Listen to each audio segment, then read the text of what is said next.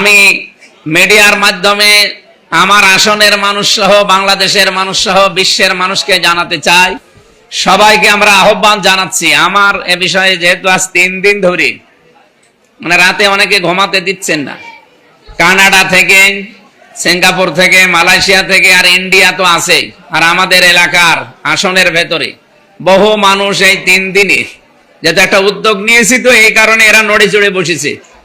আমরা চাচ্ছি কুষ্টিয়ার মেডিকেল কলেজটা আবার চালু হোক, এবং এর সাথে যে সমস্ত বাধাগুলো ছিল, আজকে প্রায় 3 ঘন্টার বৈঠক ছিল ডিসি সহ যতগুলো মানুষ দায়িত্বে আছে, এবার এটা খোলাও সম্ভব। এই 2 বছর আগেই খোলা সম্ভব ছিল, কিন্তু যারা দায়িত্বে ছিল তারা এদিক ওদিক করে এটা খুলতে পারে নাই। এবং কেন পারে নাই আমি এই 3 দিনে বুঝতেছি।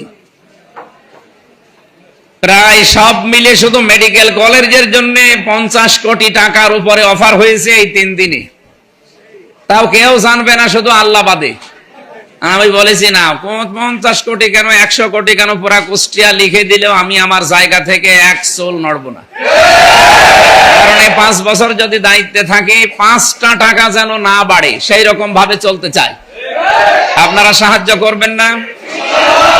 হ্যাঁ, আমার আশপাশে আমার আত্মীয় পরিচয় হোক, দলীয় পরিচয় হোক, আর বিরোধী যারা আছেন, কেউ যদি আমার নামে কিছু করতে চান, আমি যদি জানতে পারি তার কিন্তু খবর করে ফেলবো। এজন্য ওই কাজ কেউ ভুলেও করবেন না। জায়েজ বাদ দিয়ে না জায়েজ কোনো পথে আমরা যেতে চাই না। আল্লাহ রাব্বুল আলামিন ভালো কাজে যদি আমরা থাকি, অবশ্যই তিনি আমাদেরকে সাহায্য সহযোগিতা করবেন, এটা আমাদের ঈমানের বিশ্বাস। আমরা এগিয়ে যেতে চাই, সবাইকে নিয়ে আসেন। সব অন্যায়, অবৈধ, হারামি, হারাম কাজ বাদ দিয়ে অন্তত বৈধ পথে চলতে থাকেন। একটা মানুষের চলতে খুব বেশি লাগে না। এই যে আপনারা যারা শ্রমিক, এত অল্পেই তুষ্ট হয়ে যান, অনেক আহামরি কিছু লাগে না।